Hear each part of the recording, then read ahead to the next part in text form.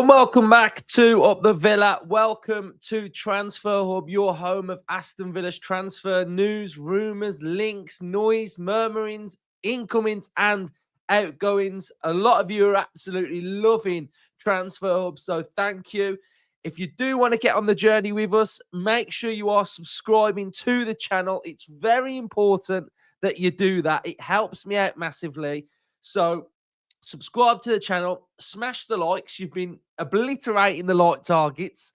So we're going to go for 1,000 likes on this one and comment your thoughts in the comment section down below. So Aston Villa are linked with a move for Milan Škriniar, a 29-year-old defender from PSG. Let's have a look at where the rumour is coming from. So it's coming from L'Equipe. So Aston Villa and Tottenham Hotspur have inquired about the loan signing of PSG centre-back Milan Škriniar, 29, according to reports this Wednesday from L'Equipe.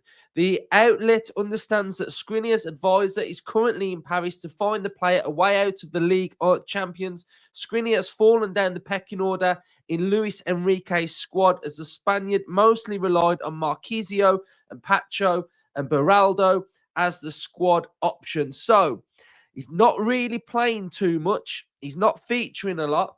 A loan signing for a defender would be just what Aston Villa need. The biggest thing for me in this window and the most comforting / good vibe I've got is that every link that we are linked with and every rumour is something that we need. And that is so important. I spoke before the window that I just wanted to see the defenders come in, the players come in that we feel like need to come in and help this squad out. And a right back, a centre back now, Pau's out, a centre back that's a different type of profile. Marlon looks like he's coming in to help and aid that front line. So I think it's really good to see that is the area that we're looking at. The other pleasing aspect of Škriniar is that he's a player and he has got the ability and the attributes, something that we don't have. Now, key attribute number one, and the only one we are going to address on this episode, is that he can tackle. And when he tackles, he takes the player with him. And that is something that this team is crying out for. It's crying out for some aggression, for some steel. It's crying out for just an absolute brick wall monster at the back that sees that round ball and wants to win it. Think the monk is in Meme Machine. That is what this team needs. Someone that's just going to have a bit of rage, obviously not get sent off, but just win that ball back. You know, I was watching Nottingham Forest against Wolves, and I was watching Murillo, I was watching Milenkovic, I was watching how they defend, and they just mop up everything. And that's what I feel like we need. We need that player that just mops everything up, that's really strong, that he doesn't want to play a beautiful pass into central midfield. All he wants to do is smack the ball off a player and win it, and then we just are able to see out danger. And that's just something that I really want to be able to see. Again, we've got another tackle, stepping up, winning the ball. He then also, once he puts this player on his backside, he then goes for this one and takes the ball in this one as well. We've got another one here, middle of the pitch. Bosh, won the ball back. That's my ball, I'm having it. We've got this one here. Edge of the box, player limbs flying everywhere, legs everywhere. Škriniar's just won the ball back. And then this one, in this instance here, he actually started here and he's literally driving to this player and he just cleans out, wins the ball back. And that's just something that we need, guys. Like, it's not, we've got Pau Torres, we've got the flair, we've got the silky football, but we're just lacking someone that just gets stuck in. And I really do think that having that attribute in the back line will actually just make us so much more solid. It's not saying he might not play every game, but the game that he does need to play, where we do need that little bit of strength in there, that we're able to sort of like put ourselves about a little bit, and just have this hard man at the back. So yeah, Skriniar, I'm all for it, because I just think it's an attribute and a player that it's something that we lack. We lack physicality. We've got players that are over 6 foot, but they're just not that way inclined, and that's no disrespect to the players that we have got at the back, but it's just not in their nature. And I think we need to add that little bit of an attribute so it becomes in our nature.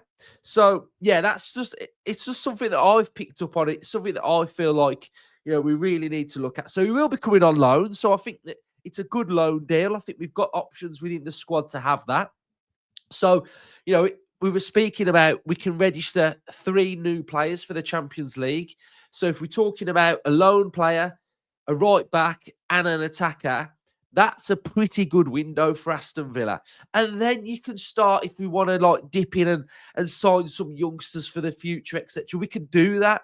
But I think it's about getting the squad balance right first. So let's take a little look then at his profile then. So 29 years of age. He'll be 30 in February. Market value around 16 million euros. His strengths are his long balls and his ground duels. I've already highlighted the ground duels, guys. We know he can tackle. So he can play across the back line, left, right, centre half, right back, left-sided centre half. So there's options for him to play all over, which is really good.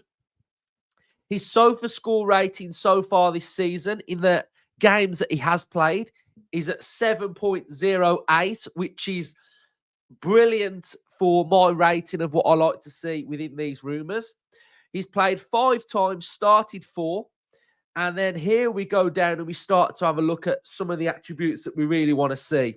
So 97% accuracy per game, 97% in his own half, 94% in the opposition half, 78% accuracy on his long balls, 1 clean sheet, 1.4 tackles per game, 5 ball recoveries per game, which is huge, and 2.8 clearances per game.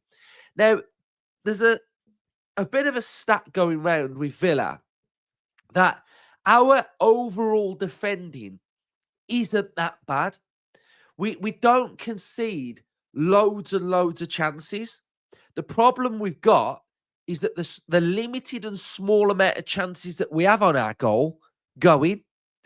So if we can have someone that's a bit stronger, that's having sort of like 2.8 clearances per game, then hopefully some of those chances won't go in. So we've really got to make sure that the limited chances just aren't being punished. And I think that comes from having that little bit of a steely nature at the back. I think Martinez has got it. Martinez has got, I don't want to concede. I want us to be the best we can possibly. But I think in that back line, we need something. It's missing something. So, and then we've got some other big ones, the big numbers that he delivers. We've got 61% of his total duels are won, 63% of his ground duels, 58% of his aerials. Those numbers are just absolutely massive. So let's have a little look at a bit of his career then. So he has been at Inter Milan as well. So he's been at Inter Milan. He's a Slovakian international, been through their youth system. He's got 77 caps for the national side with 3 goals as well. His market value has peaked at around, Peaked at around 65, has it? So it's peaked at around 65 million at one point in his career. So, yeah, he's an absolute monster at the back and someone that I think would be, a fantastic player for Villa. So he was signed on a free transfer. He's played for Sampdoria, Inter Milan, and he's at PSG as well. So Villa fans, I think this one on loan just makes perfect sense to me. And again, I'm on here talking about a profile of a player who would definitely improve our squad, team, etc. So we had some news yesterday about Philogene being in talks with Everton on a permanent deal. I'm fine with it, absolutely fine with it. The more I kind of think about it, was this the plan all along that we would, because of PSR and our finances, sort of not go after an out and out Diaby replacement in the summer because we just couldn't? Was it clever from Villa to just have a bit of a stock gap filler? Have Philogene, knowing full well that he's probably going to leave again, knowing that Everton and Ipswich were interested in the summer, but they couldn't get those deals done. So the team that want him again is Everton. Was that part of the plan? I think that's something that may have been in Villa's thinking, that give it till Jan or the summer, and we will be able to go out and sign that Diaby replacement. So yeah, so it's really interesting. Another interesting one was a couple of days ago that Deco has been looking at John Duran, and I think that was funny. I remember putting a tweet out at the time saying the closest thing that Barcelona will get to Duran is if they bought that goal net that the Villa signed from the Bayern Munich game. They can't afford Duran. They've got no money. They're going to court over Elmo as well. Olmo. So a nice little transfer rumour today. We had no sort of noise yesterday, but it's nice to come back with a transfer rumour. We've got our match preview that's out. We've got a predicted lineup that's out today with me and Hannah. So stay tuned for that. Thanks everyone for enjoying the content. If you are new, do me a favour, subscribe, smash the likes on the way out, and comment your thoughts. I want you all to get involved in the comments. It's there for you all to have a discussion as well. So get involved. Up the Villa.